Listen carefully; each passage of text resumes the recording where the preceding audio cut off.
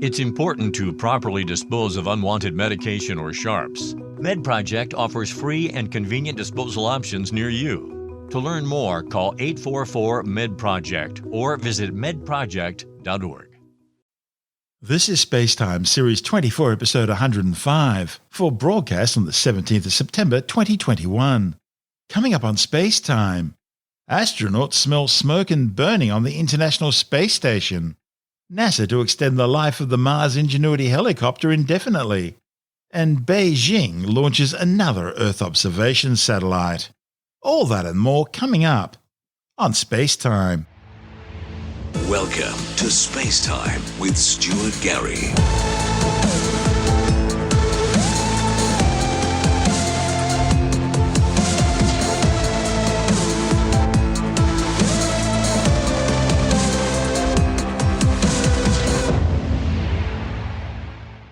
There have been more problems aboard the Russian section of the International Space Station, with the smell of burning plastic triggering a smoke alarm in the Russian Zvezda service module. The Russian Federal Space Agency Roscosmos says the alarm was triggered during an automatic battery charging sequence ahead of a planned spacewalk by cosmonauts. It's the latest in a growing string of issues to have plagued the space station's Russian modules. In fact, just last week we reported cracks being discovered in the Russian Zarya module. Chief Engineer Vladimir Solovyev from the Russian rocket company Energia, which builds and manages much of Moscow's manned spacecraft and equipment, warned that superficial fissures were found at several places on the Zarya functional cargo block module. He says it's a bad sign and suggests that the fissures will begin to spread over time. The former cosmonaut says around 80% of the in-flight systems on the Russian segment of the space station have now reached their use-by dates. There have already been several leaks venting atmosphere into space from the Russian Zvezda module in recent years. The first was detected in 2019, but wasn't traced and patched until 2020. And then another leak was detected and patched in Zvezda in March this year. And that's been followed by a third still-to-be-traced leak, which sprang up in Zvezda last month. At the same time, Moscow's had ongoing problems with its new Nauka science module. It took a record quarter of a century to build the module because of continuing technical and quality control issues during its manufacture. And when it was finally launched into orbit, mission managers had to deal with a series of software issues, culminating just hours after docking to the space station, when Nauka suddenly fired up its thrusters without any command being issued, spinning the entire space station out of alignment. And these aren't the first incidents. Back in 2018, the space station also began leaking atmosphere into space when a badly patched drill hole suddenly opened up in the orbital module of the Soyuz MS-09 spacecraft, which was docked to the space station at the time. It seems the hole had been wrongly drilled into the spacecraft's hull during construction. Adding to that problem was Roscosmos's refusal to release details of their investigation into the cause of the hole, sparking concerns of an endemic culture of quality control failure and cover-up. At about the same time, the Soyuz MS-10 mission was launching from the Baikonur Cosmodrome, carrying 2 crew members to the International Space Station. But 118 seconds into the flight, as the 4 strap-on first-stage boosters were being jettisoned in a spectacular maneuver known as the Korolev Cross, one of those boosters slammed into the core stage, triggering a catastrophic explosion which destroyed the rocket. Luckily, the crew aboard the Soyuz capsule managed to escape in time, making it back to the surface safely. It was later determined that one of the Soyuz FG first-stage strap-on boosters had been incorrectly mated to the core's second stage during assembly, damaging critical components. But rather than being repaired or replaced, the now damaged booster was simply reattached, only to fail during stage separation, destroying the launch vehicle and almost killing the crew. Russia says it's planning to leave the International Space Station around 2025, and it's already started building the first components of its own space station. And it's also signed a deal with China to jointly build a new lunar space station.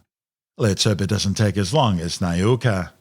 This is SpaceTime. Still to come, NASA is set to extend the life of the Mars Ingenuity helicopter indefinitely, and we look at the history of constellations. All that and much more still to come on SpaceTime.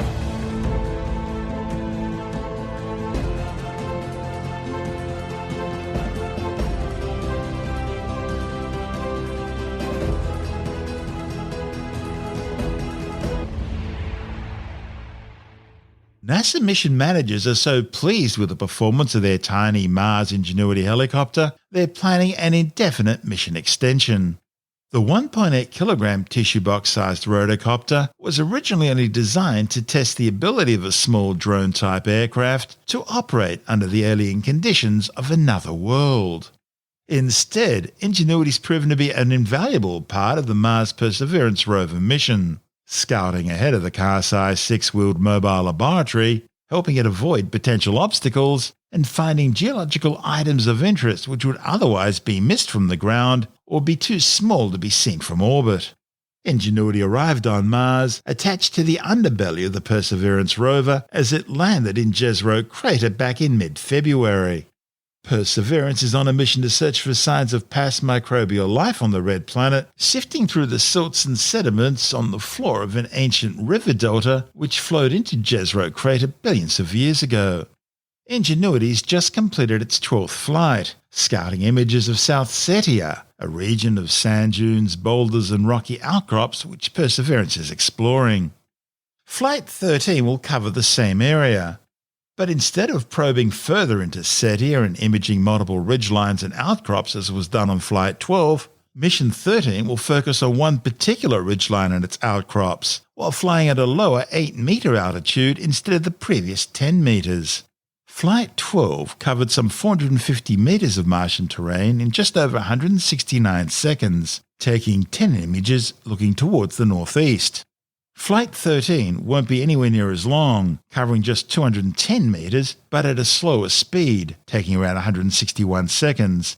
It'll also be taking 10 images, but this time looking towards the southwest. This is SpaceTime. Still to come, we look at the history of constellations, and Beijing launches yet another Earth observation satellite. All that and more still to come on SpaceTime.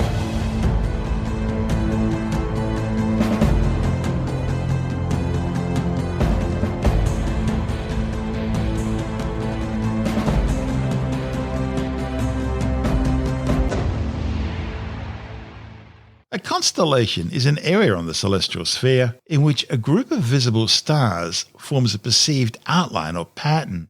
Now, typically it represents an animal, a mythological person or creature, or some inanimate object. Today, constellations are used to identify a specific region of the sky, but they originally started out as a way for prehistoric people to relate stories about their beliefs, their experiences, creation theory, and mythology. While every culture has developed its own constellations or smaller star groupings and the stories to go with them, some, like the Pleiades or Seven Sisters, tell the same story across different cultures on different continents. And that suggests an origin going back to humanity's African origins some 60 to 70,000 years ago. The traditional 48 Western constellations are Greek. They're given in Aratus's work Phononyma and Ptolemy's Almagest.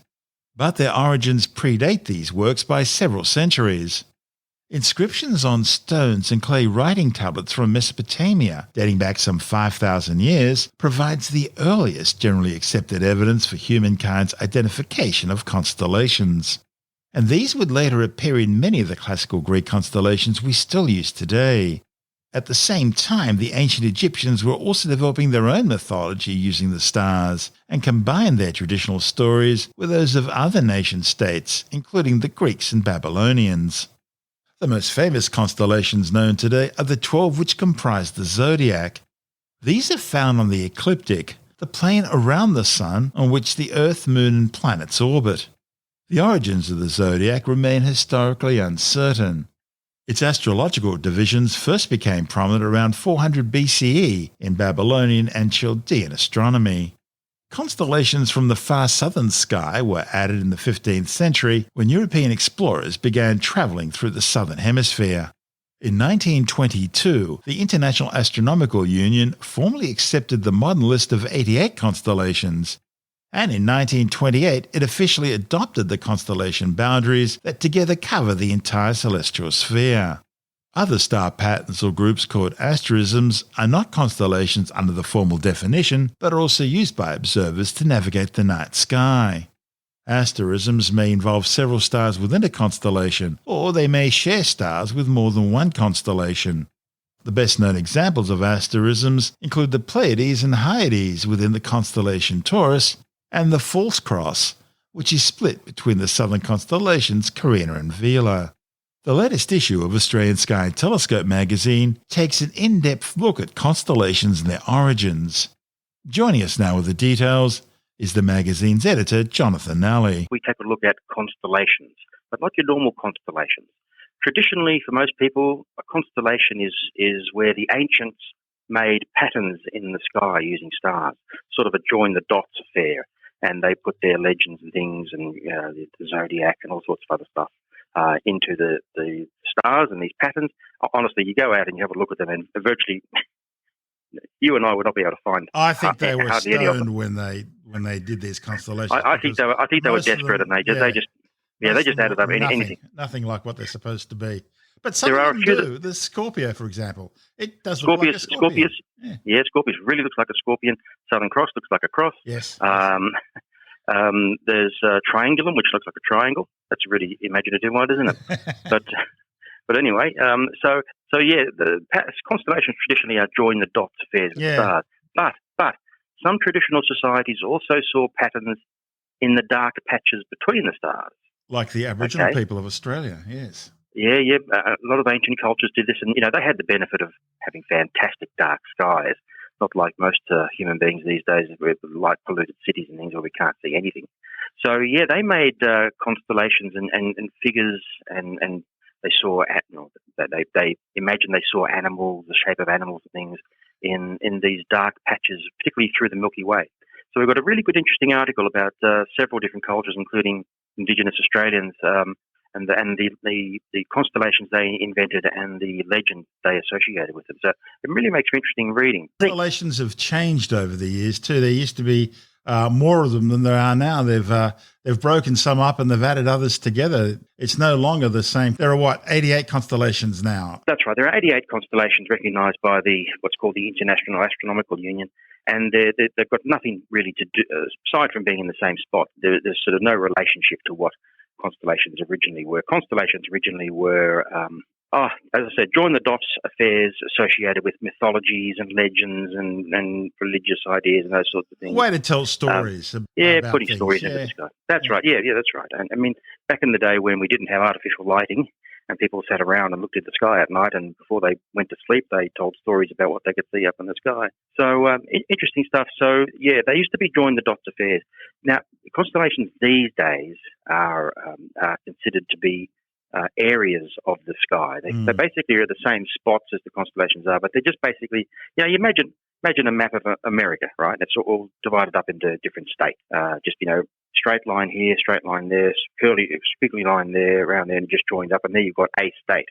Well, that's what they've done with the sky, and the sky is just divided up into these geometric shapes around where the constellations used to be, and that's what constellations are these days. So, as you say, there are constellations that used to be around, and they've disappeared, or they're not used anymore. Those names in those regions, they've added some, and some stars that were said to be part of this constellation are actually now in another constellation because they moved the boundaries.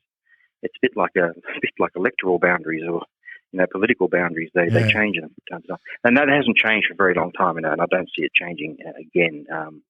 For any reason. It's a great way to do it because the alternative is right ascension and declination. And although that works for astronomers, it doesn't work too well for the average person in the street. So it's much easier if you say, over in the direction of Sagittarius or in the direction of Orion or something like that, because people who are interested in stars, without being astronomers, people who are interested in that sort of thing will still know what Orion looks like or what the Big Dipper looks like.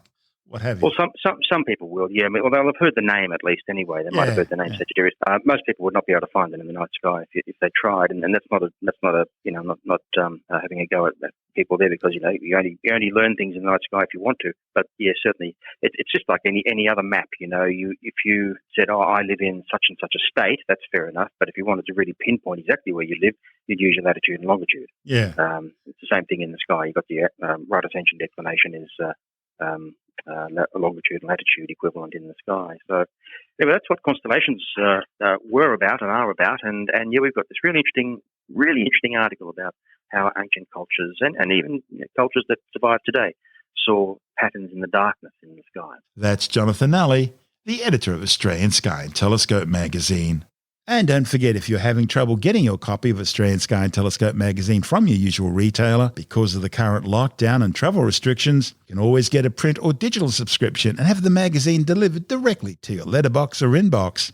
Subscribing's easy. Just go to skyandtelescope.com.au. That's skyandtelescope.com.au, and you'll never be left in the dark again. This is Space Time. Still to come, Beijing successfully launches yet another Earth observation satellite, and later in the science report, a new study warns that the Delta variant of COVID-19 doubles hospitalization rates compared to the Alpha variant. All that and more still to come on Space Time.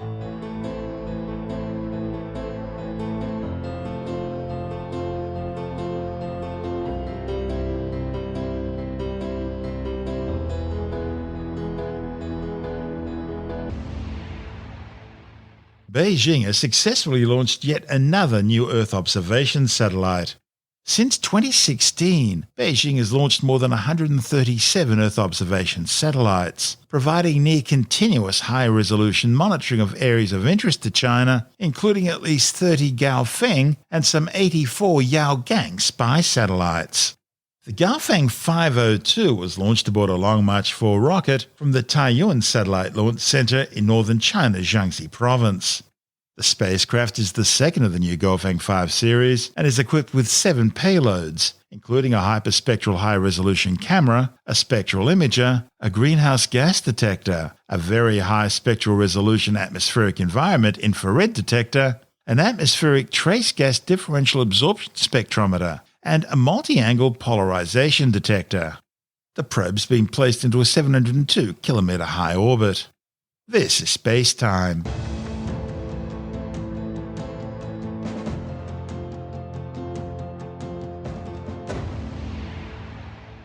And time now to take another brief look at some of the other stories making news in science this week with a science report. A new study has confirmed that people infected with the Delta variant of the COVID-19 coronavirus have almost double the risk of hospitalization compared to those infected with the Alpha variant. The findings, reported in the Lancet Medical Journal, looked at more than 40,000 cases across the UK, finding a twofold increase in the risk of hospitalization from the Delta versus Alpha variant. Researchers also found that the risk of emergency care visits or hospital admissions was also around 1.5 times higher.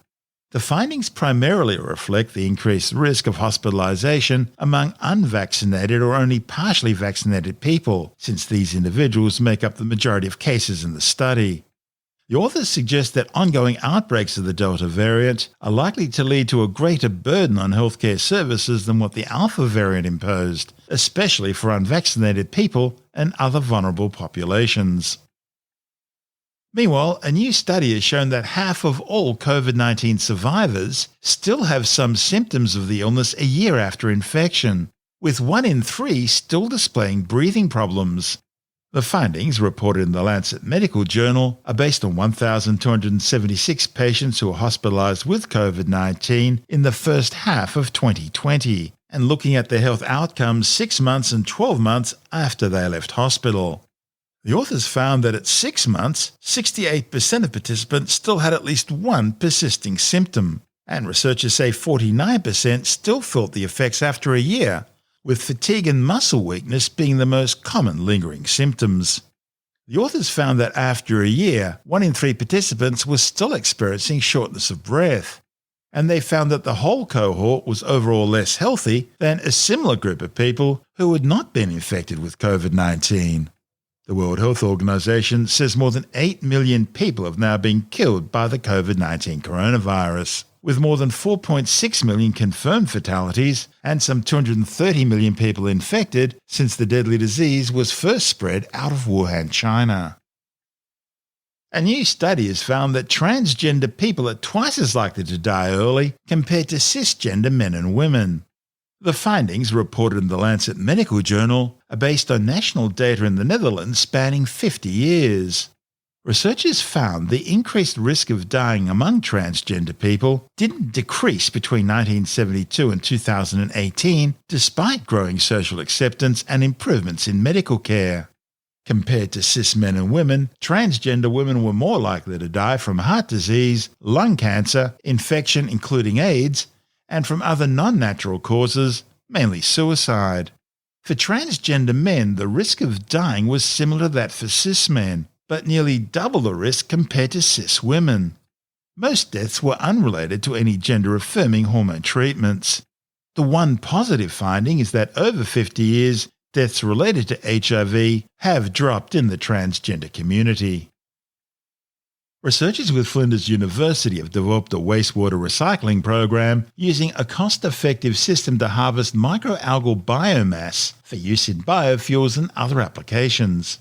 Their high-rate algal pond model is now recycling wastewater at 2 regional South Australian locations, one at Peterborough in the state's north, the other at Kingston-on-Murray in the state's east. Both are using algae and bacteria to treat wastewater. You can read about their findings in detail in the journal Algal Research. The push to get at least 80% of Australians fully vaccinated against COVID-19 is now moved into top gear. And with it comes the promise of a return to the good old days of freedom, at least for the vaccinated. But there will be a vaccine certificate, which will be issued to your cell phone or passport to prove that you've had both your jabs. However, if you're not vaccinated, restrictions will still apply. So, are we becoming a society of haves and have-nots? The clean and the unclean. A possible precursor to China's infamous social credit point system.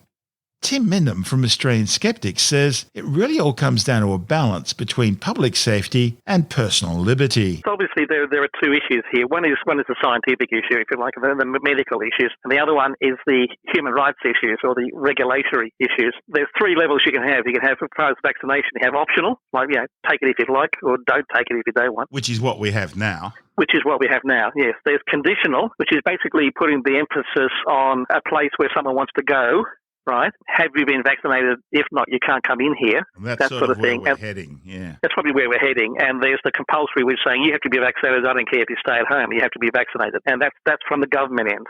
So the optional is the person's choice. The conditional is the venue's choice, for want of a better term. And the compulsory is the government's choice. They're the 3 levels. So if you make it conditional, you're putting the emphasis on the thing that someone wants to do, making a decision. We have compulsory laws everywhere. You can't go through a red light. You have to wear your seatbelt. Optional is obviously extremely self-centered. I don't care about anybody else. And conditional is which happens all the time as well. You can't walk into your local pub, nightclub at night wearing your swimming costumes and thongs. You obviously don't go to the same nightclubs I do. I'm not going to go to that, Stuart. Basically, you have to wear a shirt, you have to wear trousers, you have to wear shoes, right? And that's conditional, right? You don't have to go to the nightclub. You can go somewhere else if you like. We're not saying you have to wear shirt, shoes, trousers everywhere. It's up to you. But to get in here, it's a condition of entry. And that's basically what largely they're talking about. If you want to work here, you have to be vaccinated. You don't have to work here. We're not saying you have to come and work here. We're not saying you have to be vaccinated. But if you want to work here, it's a condition of your job. Well, that will be the next issue, wouldn't it? Employee safety. What sort of responsibility do employers have for the safety of employee safety, also protecting the customer rather than the customer infecting the other customers. Mm. So it's an issue that, you could say, okay, I can go into a hairdresser, but I have to be vaccinated. But you say, if the person is going to cut my hair, are they vaccinated? Right? It works both ways, right? And that's perfectly fair. If someone's going to stop you coming into a venue because whether you've been vaccinated or not, you should ask the same thing of the staff there. Anyone who's going to touch my hair, pour me a drink, serve me dinner, whatever, takes my ticket, whatever, you can ask if they've been vaccinated too. And that's conditional. I won't come in here unless you've been vaccinated. It's not actually that difficult an issue. The one that is probably the most difficult is compulsory. You have to be vaccinated. Now, some people can't be. Yeah, the obviously, government don't have a right to put something in your body without your permission. I mean, yeah, that's where it gets messy. And that's where it gets messy from a scientific point of view. It'd be great, right? That everyone gets vaccinated, right? Everyone who can get vaccinated from a physical point of view should be vaccinated. That would be the ultimate ends of protecting the community. From an ethical point of view, from a social justice point of view, from a privacy point of view, that's where it becomes messy. So perhaps conditional is a better way. It still gives the freedom of choice. It's just not you can choose everything to do. Papieren, bitte. Papers, please. I want your papers, yeah? It's a tricky one, but I don't think conditional is necessarily very hard. But as I say, we do compulsory in our societies every day. Maybe compulsory, but with a sunset clause. Yeah, well, that could be, as long as there's a problem. But then, if this is going to be like flu, and it's always around, and because you won't get the anti-vaxxers accepting the idea of a sunset clause. That's just the thin edge of the web. Well, the other angle, of course, is if we do bring in vaccination passports, and that's sort of the way it's looking right now, are we going to be placed in a situation where there won't be a sunset clause, where these things will be here forever? The government will know everything you do because the infrastructure will then be in place for that. Yeah, and once governments have that sort of power, history shows they don't give it up. Mm-hmm. I know what you mean, and that's a different issue from the skeptics. That is an issue. But you have to weigh up personal freedom and freedom to be not tracked. Although you're carrying a mobile phone, you're being tracked. Oh, yeah. If it's all about people catching disease from a vaccinated person, it just gets silly. In the same way as people who say, it's not 100% effective. Nope. And if you're vaccinated, why should you care what the dude down the street has done, whether he's vaccinated or not? Yeah, that's exactly right. But no vaccine is 100% effective. No vaccine. And you can still catch it. If you look at the numbers of people who are in hospital, there's a small percentage of people who are vaccinated, single vaccinated especially, who are in hospital. Very, very few double vaccinated. The vast majority of people who are unvaccinated, and that's the percentage you're going to get of the effectiveness of a vaccine. If you're having one person in 100 who has got single dose of vaccine, that makes it sort of 99% effective. If you've got 5 people out of 100, that's 95% effective, which is not bad for a vaccine. There are vaccines, I think whooping cough down to about 70% effective. And because I've been playing devil's advocate here, I need to let everybody know that I have had both my shots of the AstraZeneca vaccination, and I'm waiting for my first booster of what will it be, Moderna or Pfizer, whatever the booster is when we get it. Yeah, depending on when this program goes to air, I'll be double vaccinated with AZ as well. It's Tim Mendham from Australian Skeptics.